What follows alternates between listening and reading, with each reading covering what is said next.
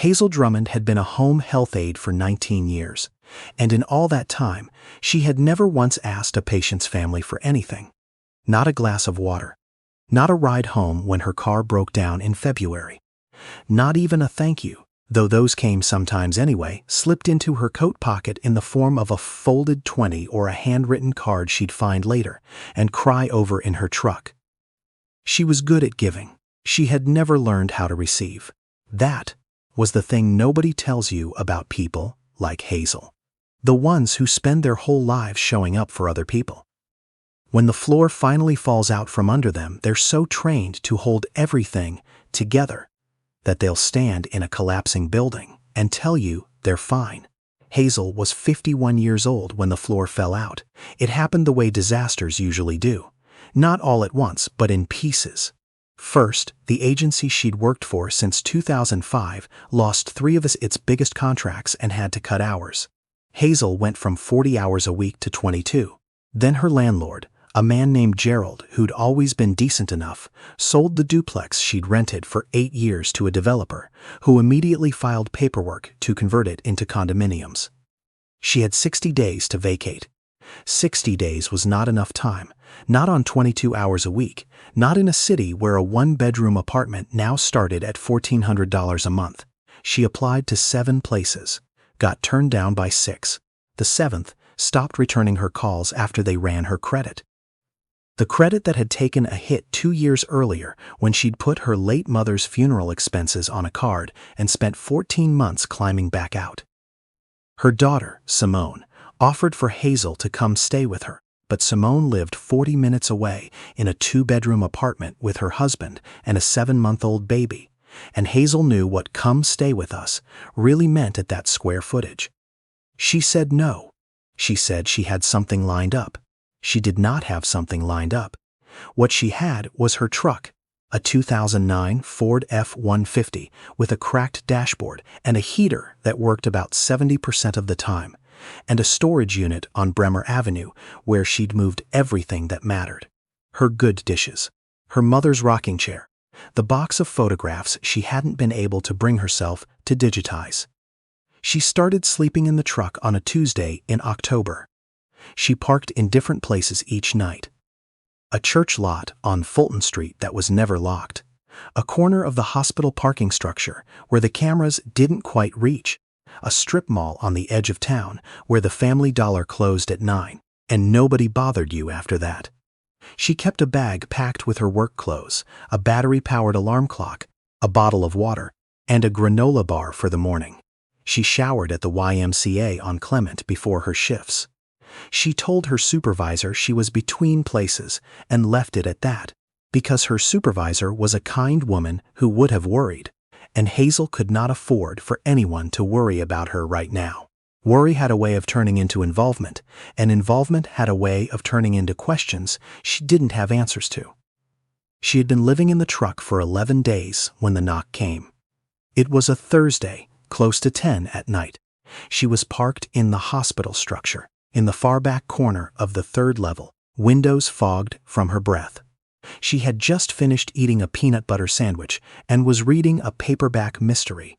She'd checked out from the library 3 weeks ago and renewed twice because she kept falling asleep in the middle of it. She was on page 47. She had been on page 47 for a week. The knock was quiet. 2 soft taps on the passenger window. Hazel's heart lurched so hard she felt it in her jaw. She sat very still.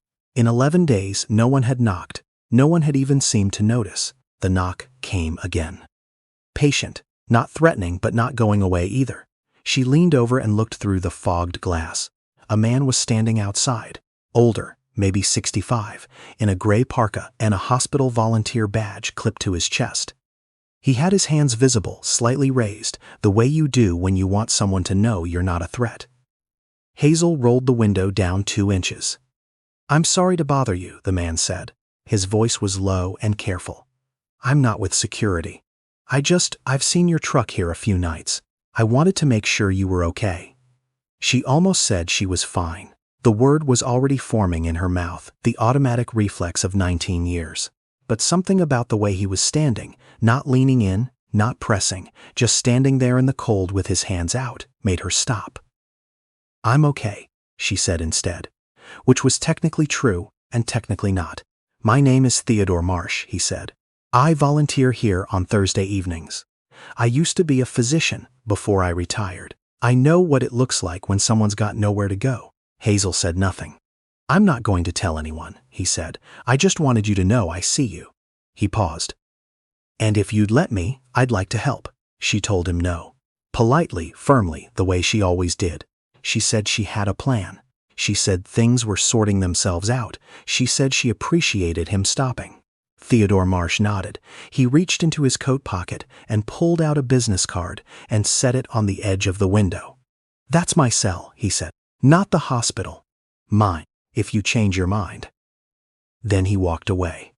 Did not look back. Did not wait for her to say something else. Hazel picked up the card. She read it twice in the glow of her phone. Then she put it in the cup holder and stared at the water stain on the ceiling of the truck for a long time. She did not call him that night. She did not call him the next night either. What she did was spend the following Saturday standing in the parking lot of her storage unit for 45 minutes, trying to remember which box she'd packed her mother's wool blanket in, because the temperature was dropping, and the truck's heater was in one of its 30% moods. She found the blanket eventually underneath a box of her mother's old Reader's Digest condensed books, still folded the way her mother always folded things, in thirds, corners tucked.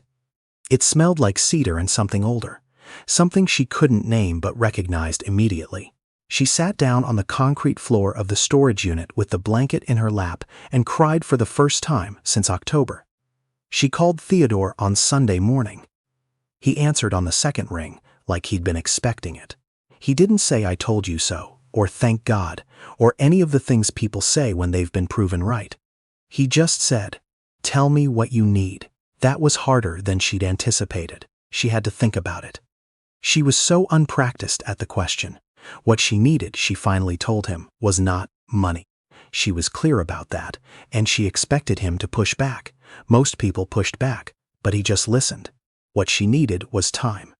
She had applied for a position at a skilled nursing facility across town, a full-time supervisor role that would solve most of this, but the hiring process was taking 6 weeks, and she had nowhere to land in the meantime. She needed somewhere safe to sleep that wasn't a truck, and she needed to be able to show up to interviews looking like a person who had not been sleeping in a truck. Theodore was quiet for a moment. Then he said, "My wife and I have a guest suite above our garage. It's been empty since our son moved to Portland. I'd like you to use it." She said no again. She said it twice, actually. He said, "I understand why you're saying that, and I want you to know I'm not asking for anything in return. But I'm going to ask you to consider that accepting help isn't the same as needing to be rescued. Sometimes it's just logistics." Logistic. That word did something to her. It reframed the whole thing. Not charity, not pity, just a practical problem with a practical solution. She'd spent a week treating it like a moral failing. He was treating it like a scheduling conflict.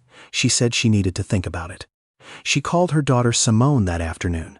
Simone cried, and Hazel let her cry without trying to stop it, which was something she had not done in a long time. "Mom, why didn't you tell me?" "Because you have a baby," Hazel said, "and because I didn't want to be a problem." "You're not a problem," Simone said fiercely, the way she'd said things as a teenager when she was certain about something. "You're my mother." Hazel moved into the guest suite above Theodore and Patricia Marsh's garage on a Monday evening. It was not large. A single room with a pull-out sofa, a small bathroom, a window that looked out over the backyard. But it was clean and warm, and Patricia had left a stack of folded towels on the sofa and a handwritten note that said, "Help yourself to anything in the kitchen. Coffee is in the cabinet above the maker. Not you're welcome here or we're happy to help. Just practical information. Just logistics." Hazel sat on the edge of the pull-out sofa and read that note 3 times. She did not know yet what to make of Theodore and Patricia Marsh. She had been cautious her whole life about people who wanted to help, because in her experience, help often came with architecture.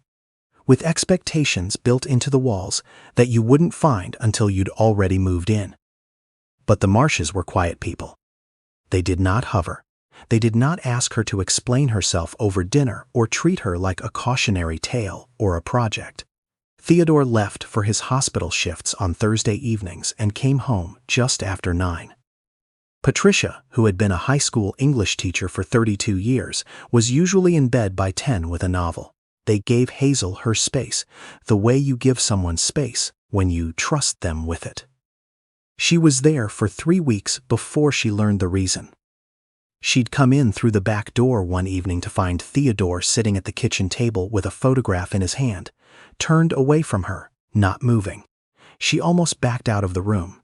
Then he heard her and set the photograph face down and said, "Sorry, I didn't hear you come in." She asked if he was all right. The question surprised her, coming out of her mouth. She hadn't planned it. He was quiet for a moment. Then he said, "My daughter passed away 7 years ago. She was a home health aide." He paused. She was very good at her job. She was also very good at not asking for help when she needed it. Hazel stood in the doorway of that kitchen for a long time without saying anything. Later, she would think that was the moment she understood what this was actually about. Not Theodore saving a stranger. Not a retired doctor's do-gooder impulse. It was something older and more tangled than that. A man who had watched someone he loved disappear under the weight of her own self-sufficiency, still trying, years later, to do something with the helplessness of that. She went back to her room and sat by the window and thought about her mother's blanket, still folded in thirds in the guest suite closet. She thought about Simone's voice on the phone, fierce and certain. She thought about 19 years of showing up for other people's worst moments.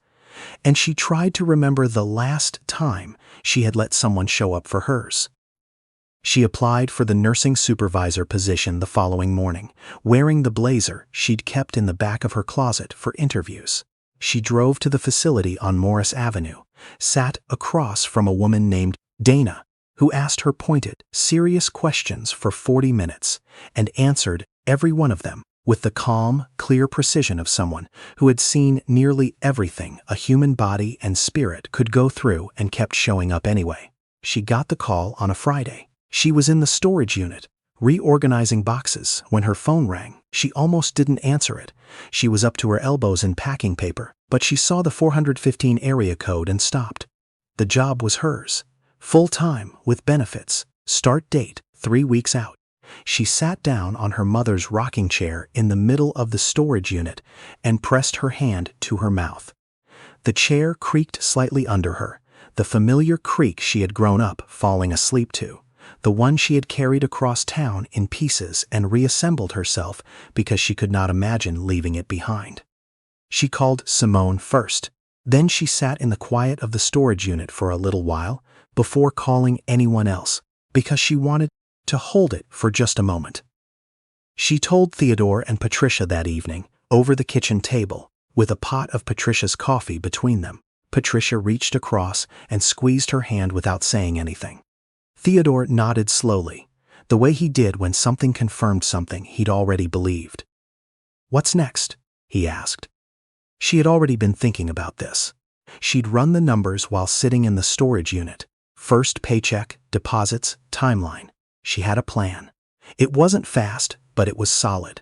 She could be in her own place by February.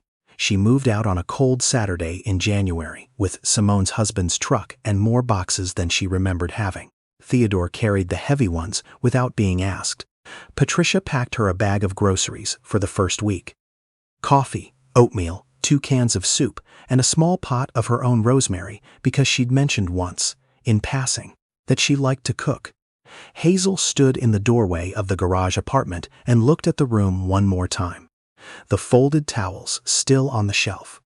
The window with the view of the yard, the oak tree bare now in January, the bird feeder Theodore kept filled even in winter. She turned back to them. She tried to find words adequate to what the last 3 months had been, and could not.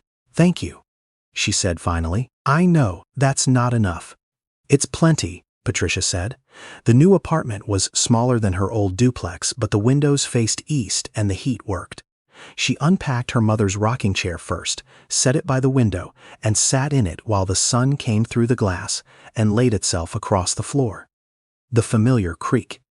The cedar smell still faintly there if she leaned in. She started the new job on a Monday in February. The facility was bigger than she was used to. 42 patients, a staff of 16, and the first week was the particular exhaustion of learning every new system, every new face, every new personality in the building. She was good at this. She had always been good at this. By Wednesday, she had memorized every patient's name and the name of at least one family member. By Friday, 2 different nurses had come to her quietly, with questions they hadn't felt comfortable asking the previous supervisor, and she had answered them without making them feel small for asking. On the following Thursday evening, she drove to the hospital on the east side of town and asked at the volunteer desk for Theodore Marsh. They paged him, and he came out of the corridor in his gray parka, still wearing the lanyard with his badge. He stopped when he saw her. "I'm not in crisis," she said. "I just wanted to. I was in the neighborhood." He smiled. It was the first time she had seen him really smile, and it rearranged his face entirely. They sat in the hospital cafeteria for an hour. She told him about the new job, the patients, the nurses who'd come to her with questions, the east-facing windows. He told her about a patient he'd been sitting with that week, an older man who'd had no family come to visit, and how the volunteer program needed people with medical backgrounds to step in for exactly those situations. He mentioned it twice, lightly, without pressing. She drove home thinking about it. She signed up for the volunteer program the following month. She was given Thursday evenings. It wasn't lost on her, the choice of day, the choice of building. She had thought about it carefully. She had even sat in her car in the parking lot for a few minutes before going in the first time, because she wanted to be sure she understood why she was doing it. Not out of obligation. Not because Theodore had helped her, and now she owed the universe something symmetrical, but because she had spent the worst 3 months of her adult life learning something she should have known years earlier, and she did not want to let that go unused. She knew what it looked like when someone had nowhere to go. She knew what it looked like when they were pretending they were fine. She knew exactly how much it mattered, and how little it had to cost, for someone to just stop and say, "I see you." On her 3rd Thursday volunteering, she walked the upper floors of the parking structure after her shift. Not with a plan, just walking. She rounded the corner of the 3rd level and found a car she hadn't seen before. A Civic with steamed-up windows, parked in the far back corner where the cameras didn't quite reach. She stood there for a moment, then she walked toward it slowly, hands visible, the way you do when you want someone to know you're not a threat. She knocked twice on the passenger window, quietly, not threateningly, but not going away either. The window came down an inch. Hazel looked at the face on the other side, a woman younger than her, exhausted in the specific way that has nothing to do with not sleeping enough. "I'm not with security," Hazel said. "My name is Hazel Drummond. I used to park up here myself." She paused, just for a beat. "I know what it looks like when someone's got nowhere to go." The woman didn't say anything. "I'm not going to tell anyone," Hazel said. "I just wanted you to know I see you. And if you'd like, I'd like to help."